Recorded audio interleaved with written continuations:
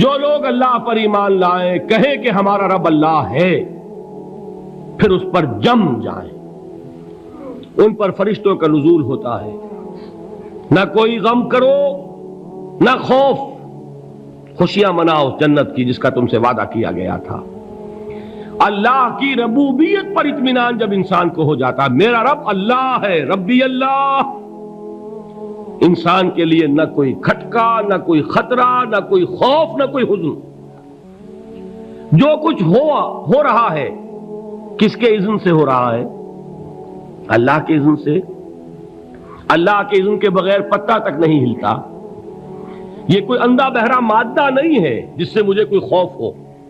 اندھا بھینسا چلا آ رہا ہو اس سے تو ڈرنے کا ہر انسان کو ڈرنا چاہیے، نہ معلوم کس کو ٹکر مار دے، لیکن نہیں، اس کائنات کو چلانے والا ایک سمیع و بصیر خدا ہے، وہ جو میرا دوست ہے، میرا ولی ہے۔ اللہ ولی الذین آمنوا یخرجہم من الظلمات الی النور۔ اللہ اہل ایمان کا ولی ہے، ساتھی ہے، پشت پناہ ہے، مددگار ہے، حمایتی ہے۔ بتائیے جسے یقین ہو جائے کہ اللہ میرا مددگار، اللہ میرا محافظ، اللہ میرا پشت پناہ، اللہ میرا حمایتی، اس کے لیے کوئی خوف ہوگا؟ اس سے کوئی ڈر ہوگا؟ میں مثال دیا کرتا ہوں ایک بہت سادہ، پنجاب کے دیہات کی۔ تو بڑا چودھری ہے اور کوئی غریب کسان ہے۔ اس غریب کسان کے جانوروں کو ہر وقت اندیشہ ہوگا چوری کا، کوئی میری بھینس کھول کر نہ لے جائے، کوئی میرا بیل کھول کر نہ لے جائے۔ لیکن جس کے بارے میں یہ سب کو معلوم ہو کہ وہ جو بڑا چودھری ہے وہ اس کا دوست ہے، اس کی بچیا کو کوئی خوف ہوگا؟ اس کی بھینس پر کوئی ہاتھ ڈالے گا؟ اسے کوئی اندیشہ ہوگا؟ نہیں۔ کیوں؟ کہ وہ بڑا چودھری، بڑا اس کا یہاں کا سردار، جاگیردار، سب کو معلوم ہے وہ میرا دوست ہے، کوئی میرے خلاف اقدام نہیں کر سکتا۔ اس دنیا میں یہ چھوٹی سی بات اگر آپ کے دلی اطمینان اور سکون کا باعث بن سکتی ہے تو ذرا تصور کیجئے۔ میں لفظ تصور استعمال کروں گا صرف اس لیے کہ اس کا ہم جس کو کہتے ہیں ادراک اور شعور کر نہیں سکتے، اگر کے ساتھ کر سکتے۔ اگر یقین ہو کہ اللہ میرا مددگار اور یقین ہو کہ اللہ ہر آن میرے ساتھ ہے، پھر کوئی خوف، کس کا خوف؟ کوئی شے اللہ سے بالا تر ہے؟ کوئی قوت اس سے زیادہ طاقتور ہے؟ کوئی اس کے ارادے کو بدلنے والا ہے؟ کوئی اس کی مشیت کے آڑے آنے والا ہے؟ یہی بات ہے جو حضور نے فرمائی، یہ ایمان کا حاصل ہے لب لباب، کہ دیکھو اچھی طرح اس بات کو ذہن نشین کر لو، اگر تمام انسان مل کر تمہیں کوئی نقصان پہنچانا چاہے نہیں پہنچا سکتے، مگر جو کچھ اللہ نے لکھ دیا ہو، اور تمام انسان مل کر تمہیں کوئی نفع پہنچانا چاہیں نہیں پہنچا سکتے، مگر وہ شے جو اللہ نے طے کر دی ہو۔ آپ پھر میں کہوں گا ذرا طاری کیجئے، اسے فرض کیجئے، اسے سوچئے، اگر اس حدیث پر ہمارا دل ٹھکا ہوا ہو تو کسی سے ڈر ہوگا؟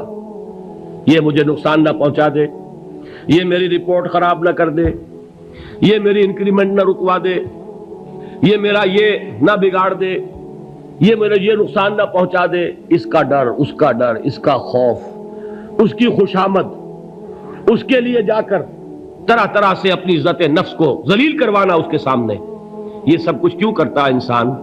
جب سمجھتا ہے کہ اس کے ہاتھ میں میرا کوئی نفع ہے، اس کے ہاتھ میں میرے لیے کوئی ضرر ہے، یہ مجھے کوئی گزن پہنچا سکتا ہے، یہ مجھے کوئی نقصان پہنچا سکتا ہے، یہ میرا کوئی کام بنا سکتا ہے، یہ میری کوئی ضرورت پوری کر سکتا ہے، اسی کا نام شرک ہے۔ جہاں آپ نے یہ سمجھا کہ غیر اللہ کے اندر کوئی طاقت موجود ہے، وہی شرک ہے۔ بتوں سے تجھ کو امید ہے، خدا سے نومیدی، مجھے بتا تو صحیح اور کافری کیا ہے؟ شرک تو یہ ہے۔ جس پر بھی تمہیں یہ خیال ہے، کلمہ ہے یہ کلمہ سوم، لا حول ولا قوت الا باللہ، ذرا اس پر دل کو کبھی اگر آپ تصور کریں، پھر فرض کریں، دل ٹھک جائے اس پر، کوئی طاقت نہیں۔ یہی بات تھی جو شیخ عبد القادر جیلانی رحمۃ اللہ علیہ نے اپنی وصیت میں اپنے بچے سے کہی. 11ویں دینے والے ہیں، لیکن حضرت شیخ عبد القادر جیلانی کی وصیت اور تعلیمات کو کتنے لوگ ہیں کہ جانتے ہو؟ یہ جن مقامات تک پہنچے ہیں وہ کس چیز کی بدولت پہنچے؟ انہوں نے جو پیغام دیا وہ کیا تھا؟ اے میرے بچے، جس طریقے سے قرآن مجید میں حضرت لقمان کی نصیحتیں جو ہے نقل کر دی گئی ہیں، میں یہ عرض کروں گا بالفرض اگر قرآن حضرت عبد القادر جیلانی کے بعد نازل ہوا ہوتا تو شیخ عبد القادر کی یہ نصیحتیں بھی قرآن میں درج ہوتی. اتنی اونچی نصیحتیں ہیں.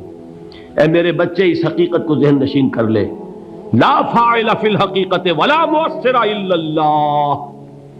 اس کائنات میں نہ کوئی فاعل حقیقی ہے نہ مؤثر حقیقی ہے سوائے اللہ کے. کسی شے میں کوئی تاثیر نہیں اگر اللہ نہ چاہے. آگ جلا نہیں سکتی اگر اللہ نہ چاہے. پانی ڈبو نہیں سکتا اگر اللہ نہ چاہے. زہر ہلاک نہیں کر سکتا اگر اللہ نہ چاہے. کوئی چیز فائدہ نہیں پہنچا سکتی اگر اللہ نہ چاہے. تو در در پہ کیوں سر جھکاتے ہو؟ در در پر کیوں جبیں سائی کرتے ہو؟ سب کے سامنے کیوں ہاتھ پھیلاتے ہو؟ ایک اللہ سے مانگو، ایک اللہ کے سامنے زبین پر اپنی جبین رکھو. لا فاعل فی الحقیقت ولا مؤثر الا اللہ. نظر آتا ہے ہمیں کہ پانی پیاس بجھا دیتا ہے. پیاس بجھانے کی صلاحیت پانی میں نہیں ہے، اللہ کے اذن سے. کھانا بھوک مٹا دیتا ہے، بھوک مٹانے کی صلاحیت کھانے میں نہیں ہے، اذن رب میں ہے. دیکھیے یہی یقین تھا. حضرت موسیٰ علیہ السلام کا واقعہ یاد کیجئے. سامنے سمندر آ گیا ہے، قوم دیکھتی ہے پیچھے کہ گرد و غبار کا طوفان ہے. معلوم ہوا کہ فرعون اپنے لشکر سمیت آ گیا ہے. لشکر جب چلتا تھا تیز رفتاری کے ساتھ تو گرد و غبار کا جو طوفان اٹھتا تھا اس کا تصور کیجیے. اور لمحہ بلمحہ وہ قریب آ رہا ہے. پوری قوم نے کیا کہا؟ اے موسیٰ انا لمدرکون، اے موسیٰ ہم کو پکڑے گئے. قرآن مجید نے تو یہاں وہ باتیں نہیں لکھی ہیں، لیکن تورات میں یہ درج ہے کہ بنی اسرائیل جھگڑنے لگے، دست و گریبان ہو گئے موسیٰ کے ساتھ. موسیٰ ہمیں یہاں مروایا لا کر، اس سے تو ہم ہی بہتر تھے. وہاں کھانے کو ملتا تھا، زندگی تو تھی، بیگار ہم کر رہے تھے، موت تو نہیں تھی.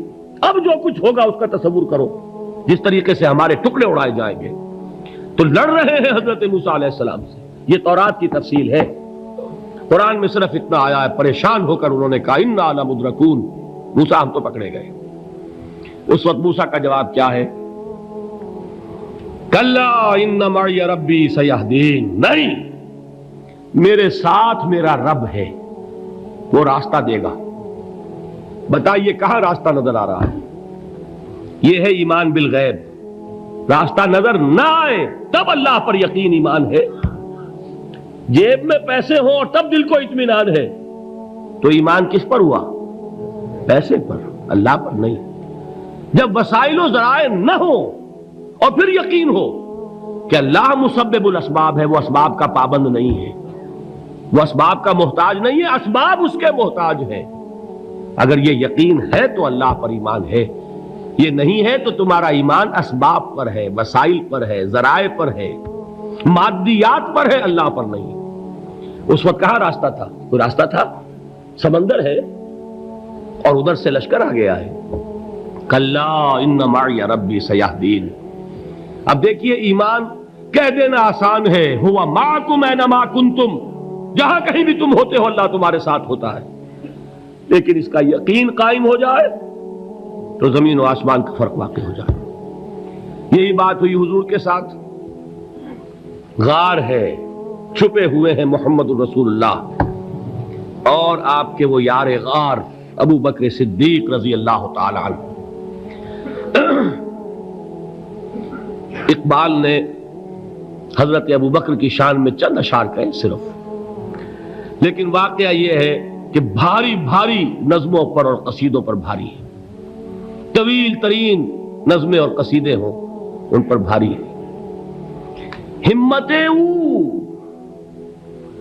ابو بکر کی ہمت جو ہے کشت ملت را چو ابر، جیسے بارش سے کھیتی اپجتی ہے، ابو بکر کی ہمت اور عزیمت اس امت کو اسی طرح سینچنے والی ہے۔ ثانیے اسلام و غار و بدر و قبر، وہ دوسرے تھے اسلام میں، دوسرے پہلے کون تھے؟ انا اول المومنین، حضور فرماتے ہیں سب سے پہلا ایمان لانے والا میں، دوسرے ابو بکر۔ ویسے ہمارے ہاں یہ چلتا ہے اختلاف، حضرت علی پہلے ہیں کہ حضرت ابو بکر پہلے ہیں، لیکن اس میں بڑی خوبصورت تطبیق قائم کی ہے علماء نے، اور بہت صحیح ہے۔ چار کے بارے میں فیصلہ ہی مت کرو کہ کون پہلے ہے، ان کی ایک عجیب تقسیم کر دی ہے۔ آزاد مردوں میں، بالغ مردوں میں سب سے پہلے ابو بکر، بچوں میں سب سے پہلے علی، خواتین میں سب سے پہلے خدیجہ، اور غلاموں میں سب سے پہلے زید ابن حارثہ۔ بڑی پیاری تقسیم ہے، یہ چاروں ہی پہلے ہیں، ہر ایک کے لیے اولیت ہے۔ اور واقعہ یہ ہے کہ اگر زمانی اعتبار سے تعین ہوگا تو پہلے خدیجۃ الکبریٰ آئیں گی رضی اللہ تعالی عنہ، کسی اور سے بات کرنے کی نوبت بعد میں آ سکتی ہے، پہلے تو اہلیہ محترمہ سے بات ہوئی، آتے ہی پہلی وہی